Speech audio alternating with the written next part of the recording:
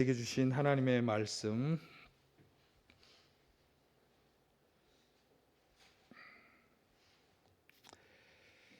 요한일서 1장 1절에서 2장 1절까지 우리가 세 번역으로 한 절씩 교독하겠습니다.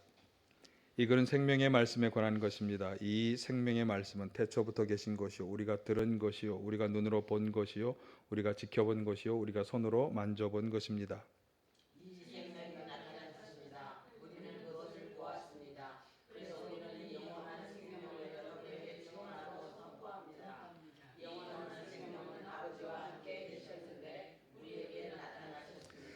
우리가 보고 들은 바를 여러분에게도 선포합니다. 우리는 여러분도 우리와 서로 사귐을 가지기를 바라는 것입니다. 우리의 사귐은 아버지와 또 그의 아들 예수 그리스도와 함께하는 사귐입니다.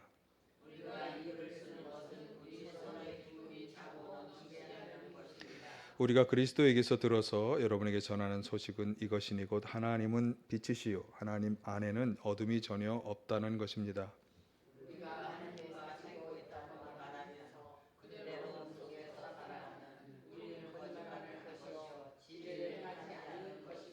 그러나 하나님께서 빛 가운데 계신 것과 같이 우리가 빛 가운데 살아가면 우리는 서로 사귐을 가지게 되고 하나님의 아들 예수의 피가 우리를 모든 죄에서 깨끗하게 해 주십니다.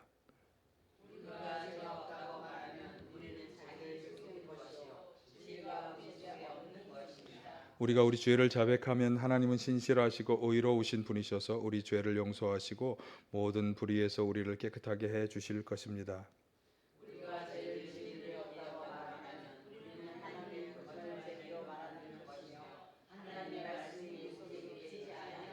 함께합니다. 나의 자녀 여러분, 내가 여러분에게 이렇게 쓰는 것은 여러분으로 하여금 죄를 짓지 않도록 하려는 것입니다. 누가 죄를 짓더라도 하나님 앞에서 변호해 주시는 분이 우리에게 계시는데 곧 의로우신 예수 그리스도이십니다. 아멘. 할렐루야.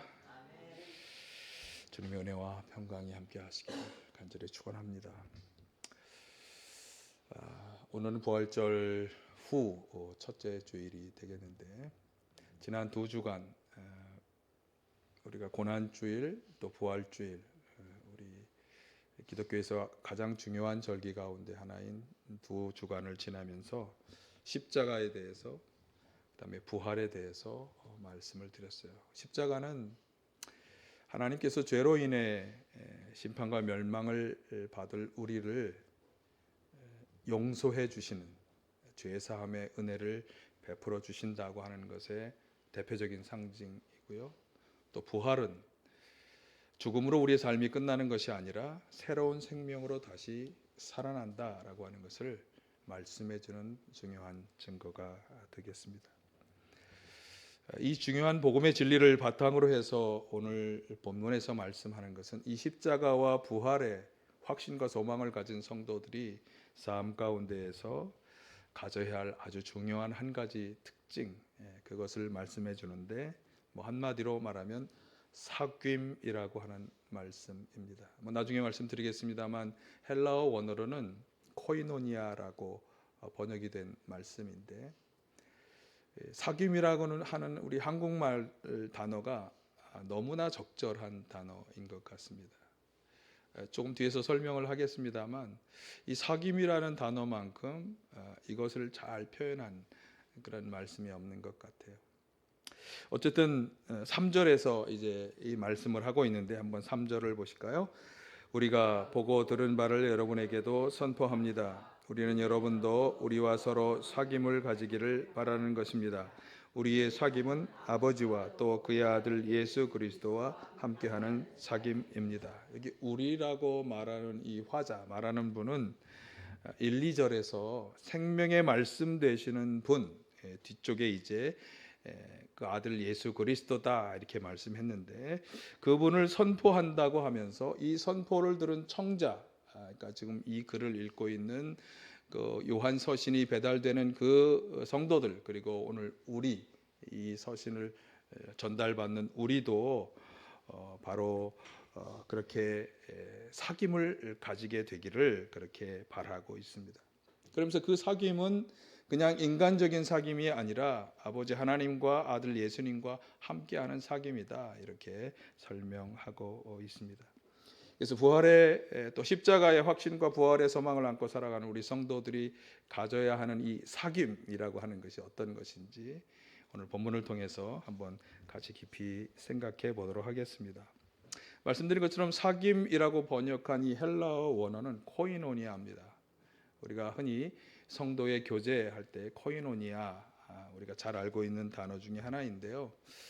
헬라어 원어로 보면 그러니까 원어 사전에 이 코이노니아, 사귐이라고 하는 말이 원래 가진 그 여러 가지 그 의미들을 보면 이 코이노니아, 사귐이라는 말이 얼마나 풍성한 말인지를 잘 알 수 있겠어요. 뭐 영어는 뭐 보실 수 있는 분들만 보면 되는데 이것을 이제 한글로 번역하면 이 교제라고 하기도 하고 또 아주 친밀한 상호 관계 이렇게 말씀하고, 그리고 참여하고 협력하고 또 무언가에 함께 기여하고 또 선물을 주고받고 하는 이런 관계, 이런 것이 다 이 사귐, 코이노니아라고 하는 이 단어를 설명하는 말씀. 그러니까 우리가 아는 어떤 교제, 그것보다 훨씬 더 친밀한 상호 관계를 의미하는 말이다, 이렇게 생각하시면 되겠습니다.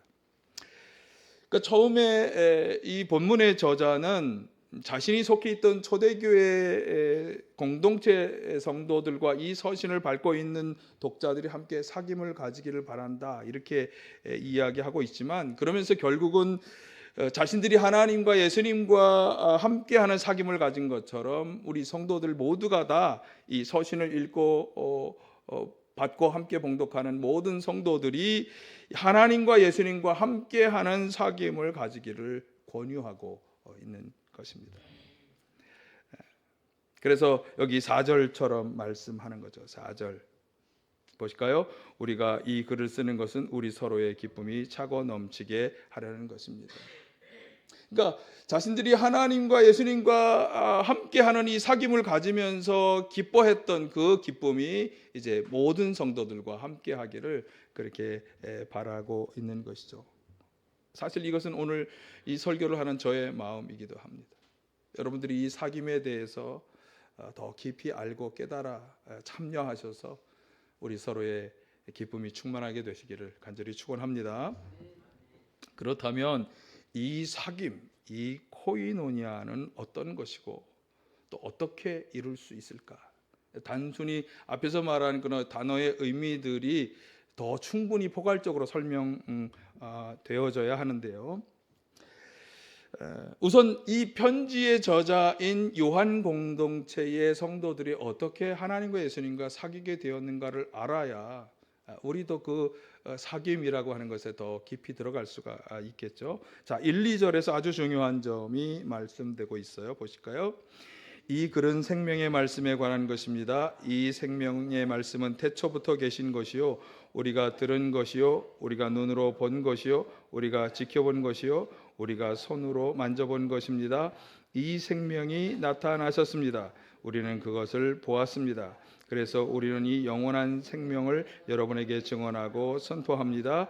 이 영원한 생명은 아버지와 함께 계셨는데 우리에게 나타나셨습니다. 자, 생명의 말씀에 관한 것이라고 하면서 이 생명의 말씀이라고 하는 것의 정체를 아직 밝히진 않았는데, 그런데 자기들이 보았고 들었고 만졌다는 거예요. 그러니까 뭔가 이 생명의 말씀이라고 하는 것은 어떤 우리가 아는 형체가 없는 그 어떤 것이 아니라 아마 그것이 형체가 되어 나타난 그 누군가를 말씀하는 것이겠죠. 그러니까 누군가를 말할까 우리가 뭐 다 짐작이 되지만, 자, 그래서 이 지금 요한 1서 1, 2절의 이 말씀은 요한 사도가 쓴 서신인데, 요한 그분이 또 저작한 요한복음 1장 1절과 14절의 말씀과 아주 같은 맥락의 말씀인데, 바로 그 구절을 보면 이 생명의 말씀이라고 하는 것이 누구인지가 분명히 드러납니다. 자, 한번 보실까요? 요한복음 1장 1절은 이렇게 얘기했어요. 사실 요한 사도가 쓴 이 편지들은 그렇게 뭐 쉬운 글들은 아니지만 자, 한번 다시 보십니다. 태초에 말씀이 계셨다. 그 말씀은 하나님과 함께 계셨다. 그 말씀은 하나님이셨다. 자, 여기서도 태초에 그 말씀이 있었다. 하나님과 함께하는 말씀이었다. 그리고 곧 하나님이셨다고. 야, 이게 참 이해하기가 그렇게 쉬운 것은 아닙니다. 자, 그런데 14절을 한번 보실까요? 14절 시작. 그 말씀은 육신이 되어 우리 가운데 사셨다. 우리는 그의 영광을 보았다. 그것은 아버지께서 주신 외아들의 영광이었다. 그는 은혜와 진리가 충만하였다. 그런데 그렇게 태초부터 계셨던 그 말씀, 하나님과 함께 하셨던 그분, 아니 하나님이라고까지 말했던 그분이 이제 육신이 되어 우리 가운데 사셨다. 근데 우리는 그분이 사시면서 행하였던 놀라운 영광들을 보았다. 그런데 그분은 하나님의 아들의 영광이었다. 누가 하나님의 아들이죠? 예수 그리스도. 우리는 그분만이 하나님의 아들로 보잖아요. 그러니까 태초부터 계셨던 말씀이고 육신이 우리 가운데 사셨던 그분은 바로 틀림없이 여기 하나님의 외아들 예수 그리스도를 말씀하는 것이에요. 그래서 이것을 다시 오늘 본문으로 가져오면 오늘 본문에서 말씀하는 생명의 말씀을 보고 듣고 만져보았다라고 하는 그 생명의 말씀이 누구냐? 누구? 바로 예수 그리스도를 가리키는 것임을 분명히 알 수 있겠습니다. 그러니까 초대교회 성도들은, 특별히 이 요한 사도를 비롯한 이 공동체의 성도들은 예수님을 만진 거예요. 그분의 말씀을 들은 거예요. 보기도 한 거예요. 접촉한 거죠. 그렇게 하는 것이 그들이 예수님과 사귐을 가졌다라고 하는 아주 중요한 바탕임을 우리가 알 수 있어요. 여러분, 사귐은요 어떤 것입니까? 우리가 친밀하게 만나서, 그죠? 말하는 것도 듣고 나도 말하고 대화도 하고 접촉도 하고 피부 접촉도 이루어지고 마음의 접촉도 이루어지고 말하는 것에 동의가 되고 동감도 되고 이해도 되고 그 사람이 말하는 어떤 목표에 대해서 나도 동의가 되고 함께 그 목표에 참여하고 함께 일하고 하는 이 모든 과정에서 형성되는 것이 사귐이에요. 사귐. 사람도 그런데 하나님과 예수님과의 사귐도 그렇다는 거예요. 그러면 예수님을 육신적으로 만나고 하나님을 육신적으로 만나고 접촉할 수 없는 우리는 어떻게 그분들과의 사귐을 가질 수 있을까? 초대교회는 그렇다 하더라도 우리는 어떻게 하나님의 말씀을 듣고 그분에게 또 말도 합니까? 성경을 읽으면서 기도하면서. 어떻게 그분과 접촉합니까? 성령을 체험하면서. 그러니까 우리가 기도하고 성경을 보는 이런 경건 생활을 통해서 또 우리가 그분을 만나는 성령의 체험과 또 그분과 함께 한다고, 이 예배가 그냥 우리만 있는 예배가 아니라 그분이 임하여 계신다고 하는 이 예배를 드리면서 우리는 그분을 만나고 접촉하고 경험하는 거죠. 이 모든 것이 다 이 사귀는, 하나님과 사귐을 갖는, 또 그 예수님과 사귐을 갖는 아주 중요한 과정이 되는 것입니다. 여러분, 오늘 이 예배를 통해 주님과의 사귐이 깊어지시길 간절히 축원합니다. 듣고 만나고 접촉하고 경험하는 이 시간을 오늘 가지시길 바라요. 이 사귐.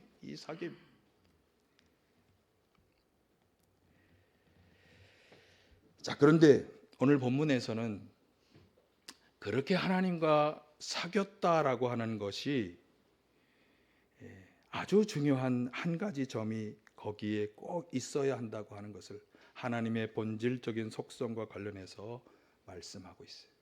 자, 5절을 한번 보실까요? 5절 시작. 우리가 그리스도에게서 들어서 여러분에게 전하는 소식은 이것이니 곧 하나님은 빛이시요 하나님 안에는 어둠이 전혀 없다는 것입니다. 하나님은 빛이시다.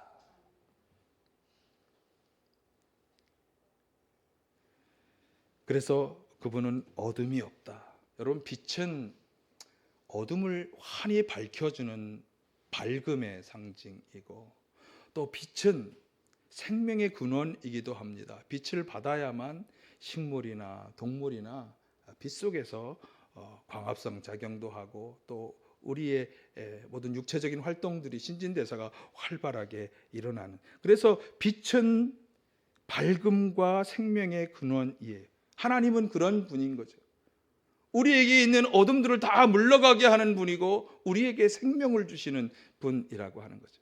자, 그런데 그런 밝음과 생명의 근원이신 하나님과 사귀는 사람은, 그런 사람에게 그러면 어떻게 될까요? 하나님의 빛이 영향을 주겠죠. 그 빛의 영향 아래서 살아가는 거죠. 그러니까 하나님의 빛을 받은 사람은 어둠이 있을 수가 없는 거죠. 빛의 영향을 받으니까 그 사람 안에 어둠들이 물러가고 죽어가던 것들이 되살아나고. 오늘 우리가 예배 찬양 중에 있었잖아요.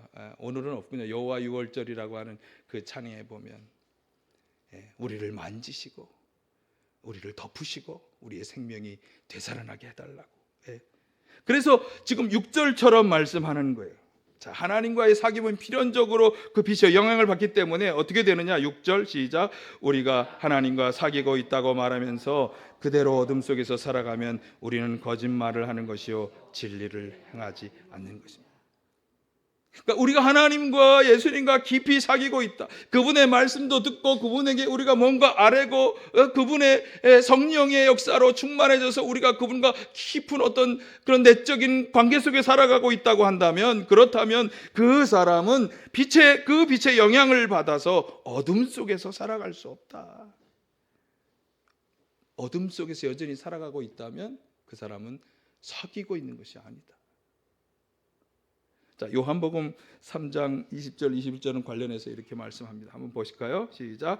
악한 일을 저지르는 사람은 누구나 빛을 미워하며 빛으로 나오지 않는다. 그것은 자기 행위가 드러날까 보아 두려워하기 때문이다.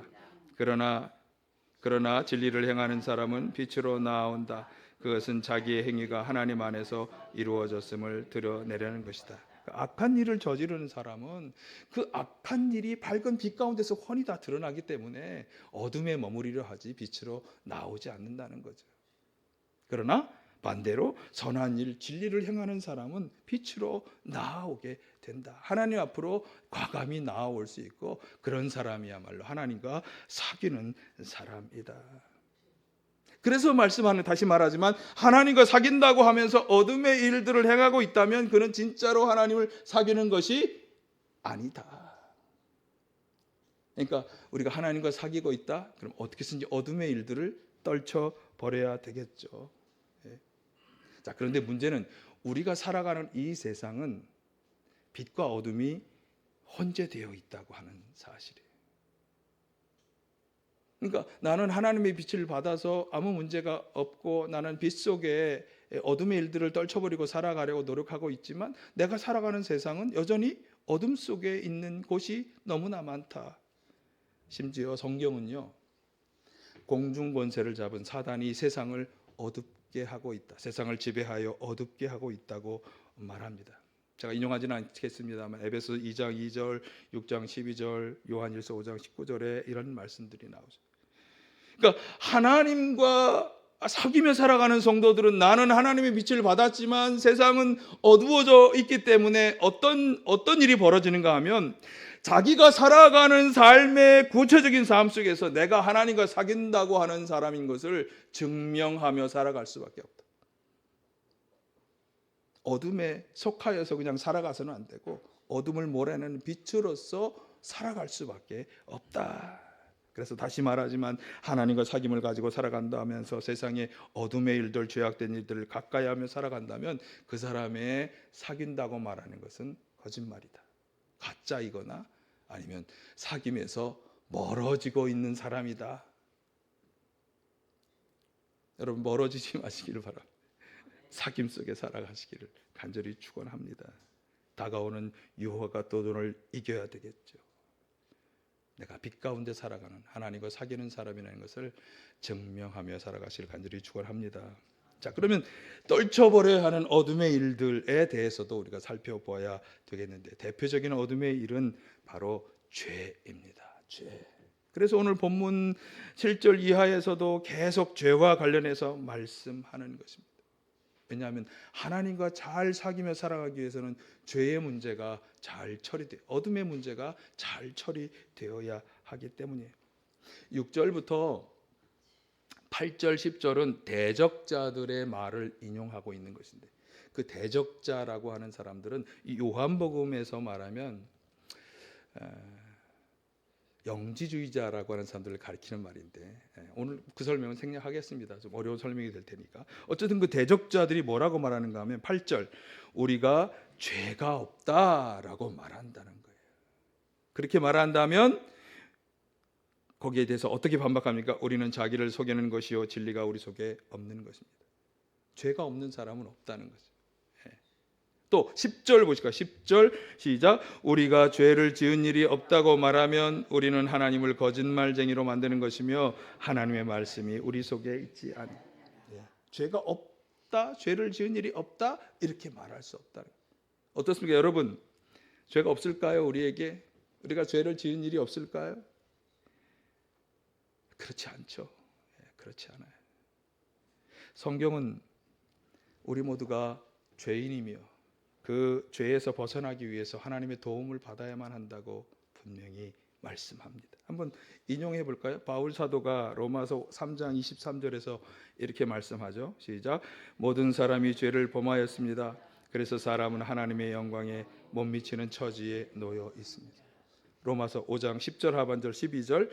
의인은 없다. 한 사람도 없다. 깨닫는 사람도 없고 하나님을 찾는 사람도 없다. 모두가 곁길로 빠져서 쓸모가 없게 되었다. 선한 일을 하는 사람은 하나도 없다. 한 사람도 없다. 바울 사도가 시편의 여러 말씀들을 이렇게 다 인용하면서 종합해서 한 얘기예요. 그러니까 모두가 다 죄인이다.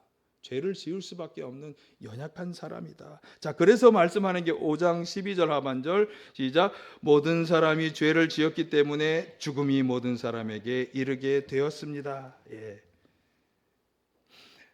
성경은 지난번에도 한번 제가 말씀드린 것 같은데 이 죽음이라고 하는 것이 그냥 육체에서 이 세상의 생명이 끝나는 죽음을 말하니, 성경이 말하는 죽음은 그런 그냥 단순히 생명이 끊어지는 죽음이 아니라 죽어서 하나님의 심판을 받고 영원한 멸망에 들어가게 되는 것까지를 말씀하는 거예요. 그래서 여기 설명에 있잖아요. 죄를 지은 사람이 모든 사람이 죽음에 이르게 되었다는 것을 뭘 말하는 거냐 하면 죄를 지은 모든 사람이 하나님의 심판을 받을 수밖에 없게 되었다라고 하는 것을 말씀하는 거예요. 지난 사순절 기간에 제가 계속 말씀드린 게 바로 이 점이잖아요. 죄를 지은 우리는 하나님의 심판을 받을 수밖에 없다. 그러니까 하나님은 죄를 미워하시고 공평과 공의로우신 하나님이시기 때문에 죄를 벌하셔야만 하는 분이에요. 그래서 죄를 지은 사람은 이 하나님의 징벌을 받을 수밖에 없는 거예요. 그래서 우리가 다 모든 사람이 죄인이라고 말하면 그럼 우리는 모두 다 하나님의 그런 심판을 받고 멸망에 이르게 되었다라고 하는 것을 말하지만, 그런데 여기 그래서 그 하나님의 심판과 멸망의 죽음을 당하는 이 상황을 그냥 내버려 둘 수 없기 때문에 어떻게 하셨다? 그것을 해결하기 위해서 예수님께서 오셨다. 이게 바로 제가 사순절 기간 계속 말씀드린 복음이잖아요. 그때 이미 다 말씀드렸기 때문에 자세한 설명은 생략하겠습니다. 자, 어쨌든 그 예수님의 공로를 이 사귐과 관련해서 오늘 본문은 이렇게 설명합니다. 7절을 보실까요? 7절 시작. 하나님께서 빛 가운데 계신 것과 같이 우리가 빛 가운데서 살아가면 우리는 서로 사귐을 가지게 되고 하나님의 아들 예수의 피가 우리를 모든 죄에서 깨끗하게 해 주십니다. 그러니까 예수님께서 십자가에서 흘려주신 그 보혈의 피로 인해서 그분이 우리의 죄의 대가를 대신 치르는 그 죽음과 그 피의 은혜로 우리는 죄로부터 깨끗하게 된다. 그러니까 이것도 많은 설명이 필요하죠. 우리가 지은 죄도 그대로 있고 죄의 결과도 그대로 있지만 하나님은 우리의 죄를 용서해 주기로 작정하신 게 바로 예수 그리스도를 통한 죄사함의 은혜잖아요. 그런데 여기 이 7절에서 말씀하는 걸 가만히 보면, 그런데 그 은혜는 누가 받는 것이야? 여기 살아가면이라고 하는 조건이 붙었잖아요. 어떤 사람이냐? 빛 가운데에서 살아가는 사람. 아까 말한 어둠의 일들을 떨쳐버리고 빛 가운데에서 살아가는 사람. 그래서 요청되는 것이 대적자들의 말하는 것처럼 나는 죄가 없다, 나는 죄를 짓지 않았다라고 주장하는 것이 아니라 그 죄를 인정하고 고백하라는 거예요. 왜? 그렇게 고백하면 하나님이 그걸 다 용서해 주신다고 예수 그리스도를 통해 약속해 주셨으니까. 자, 9절 시작. 우리가 우리 죄를 자백하면 하나님은 신실하시고 의로우신 분이셔서 우리 죄를 용서하시고 모든 불의에서 우리를 깨끗하게 해 주실 것입니다. 이 말씀에 숨어 있는 건 그거예요. 예수께서 우리를 대신하여 십자가에 피 흘려 죽으셨다는 것을 우리가 받아들이고 인정하고 내 죄를 고백하면, 그렇게 하면 하나님은 우리의 죄를 용서하시고 불의에서 깨끗하게 하실 것이다. 예. 여러분, 내가 죄를 지을 수밖에 없는 연약한 존재임을 인정하시기를 바라고, 그리고 그 죄악된 세상 속에서 내가 죄와 한 발 두 발 걸쳐서 죄를 지으며 살아가고 있다는 것을 또한 인정하고 그 죄를 회개하며 고백하시기를 바랍니다. 신실하신 하나님께서는 자신이 보내셔서 우리의 죄를 대속하게 하신 예수 그리스도의 보혈의 공로를 인정하셔서 우리의 죄를 용서해 주실 것입니다. 이렇게 자기의 죄를 고백하여 죄사함을 깨끗하게 된 그 성도가 바로 주님과 사귀며 살아가는 성도가 된다. 그러니까 주님과 사귀며 살아가는 성도라고 해서 어떻게 죄를 안 짓고 죄를 완전히 면하고 살아갈 수는 없지만, 그러나 죄를 지을 때 다시금 예수 그리스도의 보혈의 공로를 인정하면 자기의 죄를 고백한다면 주님은 죄를 용서해 주시고 하나님과의 사귐은 계속 이어져 내려갈 것이다. 네. 아멘. 네. 또 하나 오늘 본문에서 우리가 반드시 생각해 보아야 할 것은, 그러면 주님과 사귀며 살아가는 사람은 이렇게 죄악된 일, 어둠의 일들을 떨쳐버려야 할 뿐만 아니라, 또 하나 세상 속에서 자신을 증명하는 건 죄악된 일을 떨쳐버리는 것뿐만 아니라 내가 이렇게 빛 속에 살아가는 사람이라는 것을 입증하는 것을 지금 다음과 같은 방식으로 해야 한다고 말씀하는 거예요. 자, 요한일서 2장 3, 4절 오늘 본문 다음에 나오는 내용인데 한번 보실까요? 우리가 하나님의 계명을 지키면 이것으로 우리가 하나님을 참으로 알고 있음을 알게 됩니다. 하나님을 알고 있다고 하면서 하나님의 계명을 지키지 않는 사람은 거짓말쟁이요 그 사람 속에는 진리가 없습니다. 자, 하나님을 알고 그분과 만나고 접촉하고 이건 아까 뭐라 그랬어요? 사귐이라고 그랬잖아요. 사귐. 그래서 이 말씀에서 사귐이라는 말은 나오지 않지만 앞에 나온 말씀의 맥락과 연결해서 우리가 생각해 보면 하나님을 잘 알고 그분과 사귀며 살아가는 사람, 사귐을 가지고 살아가는 사람은 여기 어떻게 해야 한다? 하나님의 계명을 지켜야 한다. 그러니까 하나님과 사귀면서 그분이 원하시는 걸 알았는데, 그런데 그분이 원하시는 걸 행하지 않으면 사귐이 이루어질 수가 없잖아요. 사귀는 것은 그분의 행하는 것에, 그분이 말씀하시는 것에, 그분의 뜻하시는 것에 내가 동의하고 동감하고 거기에 함께 참여하는 걸 말한다고 앞에서 말씀드린 것처럼. 그러니까 그 계명을 지켜야 한다. 그럼 그 계명은 무엇이냐? 우리가 하나님이 주신 계명, 대표적으로 십계명이라고 하는 것을 잘 알고, 또 예수님께서 그 구약의 모든 계명들을 두 가지로 요약하셨잖아요. 마태복음에 보면 하나님을 사랑하고 이웃을 사랑하는 것이다. 자, 그것을 염두에 두시면서 요한일서 2장 7, 11절에서 하는 말씀을 한번 보겠습니다. 시작. 사랑하는 여러분, 내가 여러분에게 써보내는 것은 새 계명이 아니라 여러분이 처음부터 가진 옛 계명입니다. 그 옛 계명은 여러분이 들은 그 말씀입니다. 나는 다시 여러분에게 새 계명을 써 보냅니다. 이 새 계명은 하나님께도 참되고 여러분에게도 참됩니다. 어둠이 지나가고 참빛이 벌써 비치고 있기 때문입니다. 빛 가운데 있다고 말하면서 자기 형제 자매를 미워하는 사람은 아직도 어둠 속에 있습니다. 자기 형제 자매를 사랑하는 사람은 빛 가운데 머물러 있으니 그 사람 앞에는 올무가 없습니다. 자기 형제 자매를 미워하는 사람은 어둠 속에 있고 어둠 속을 걷고 있으니 자기가 어디로 가는지 알지 못합니다. 어둠이 그의 눈을 가렸기 때문입니다. 예. 그러니까 옛 계명이나 지금 이 새 계명에서 주는 것은 무엇입니까? 형제 자매를 미워하지 말고, 미워하는 사람은 어둠 속에 있으니 빛 가운데 있는 사람은 어떻게 해야? 형제 자매를 사랑하라. 아까 옛 계명 하나님이 처음에 주셨던 10계명과 그 모든 것을 요약한 그 주님의 말씀에 의하면 하나님을 사랑하고 이웃을 사랑하라고 하는 사랑의 계명으로 우리가 그 본뜻을 정의할 수 있다면, 이제 새 계명도 바로 내 이웃을 내 몸과 같이 사랑하라는 여기에 들어있다는 거죠.